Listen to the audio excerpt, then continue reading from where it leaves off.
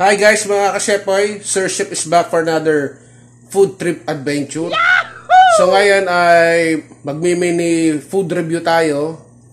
At special episode to, no?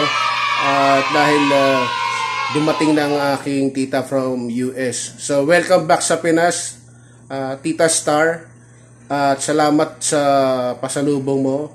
At ito nga, titikman ko tong buko pie. Sakto sa pang umaga o umagahan. Let's go. Okay guys, meron pinadala yung ate ko sa pasalubong ito. I'm not sure kung saan ito, no? Pero shout out sa iyo, no? Cecilia's buko pie and pasalubong.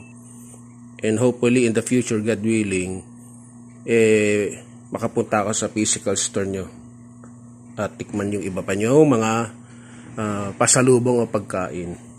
So ito, courtesy ito ng tita ko. Ayan o, sarap. Oh, yeah. Tapos mamaya ito mga kasepoy, papartneran natin ng kape. Wow. Sarap. So bago yan, pasalamat muna tayo.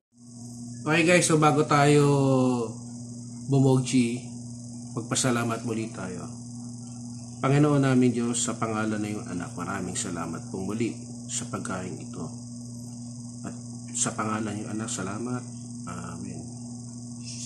Tara, kain na tayo. So papakita ko sa inyo. Wait lang.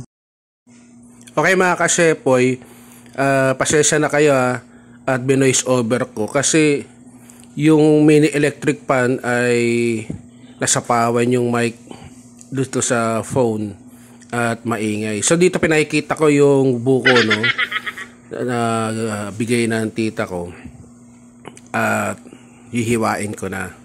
At syempre chichibuguin ko.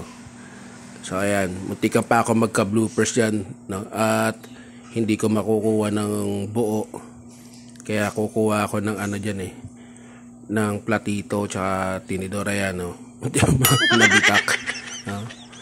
Muntikan na maging epic fail. So ayan, makikita nyo, hirap na hirap ako.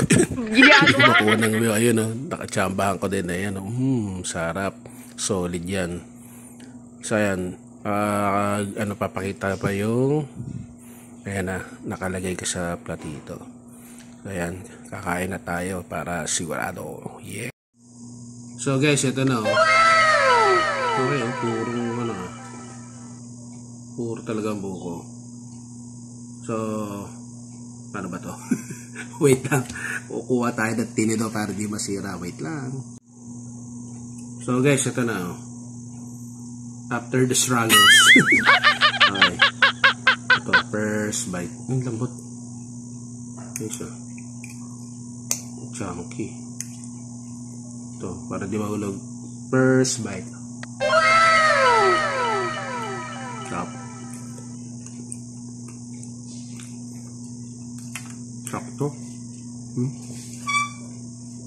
Yabang na baso ko. Starbucks, so baka naman.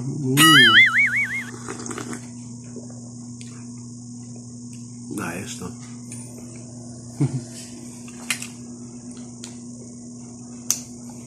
Okay to.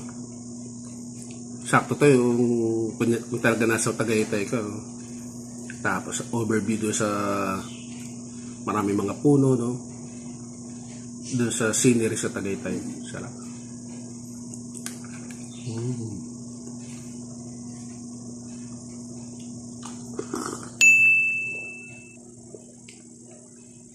Sana, no, kung dulobin ng Panginoon,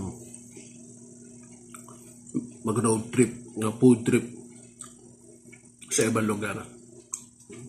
Saka lalo na sa Tagaytay.